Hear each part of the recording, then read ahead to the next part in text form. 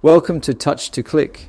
In this video, I'll show you how to turn off Google Messages on Android so you can manage your messaging apps better. Now let's get started. Step 1. Open the Google Messages app on your mobile phone. This is the default messaging app on many Android devices. Step 2. Tap on your profile photo located in the upper right corner of the screen. This opens the app settings menu. Step 3. From the menu, select Message Settings. This is where you can customize your messaging preferences. Step 4. Tap on General to access general settings for the app. Step 5. Tap on RCS Chats. RCS is the advanced messaging protocol used by Google Messages. Step 6. Turn off the option that says Use Wi-Fi or data for messaging when available. This disables RCS features. Step 7.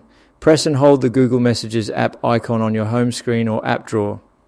This lets you access app-specific options. Step 8. Tap on App Info to open the detailed app settings. Step 9. Tap on Force Stop to stop the app from running in the background. Step 10. Tap on Disable to turn off Google Messages completely on your Android device. This will prevent it from sending or receiving messages. Thanks for watching, and don't forget to subscribe to Touch to Click for more helpful tutorials.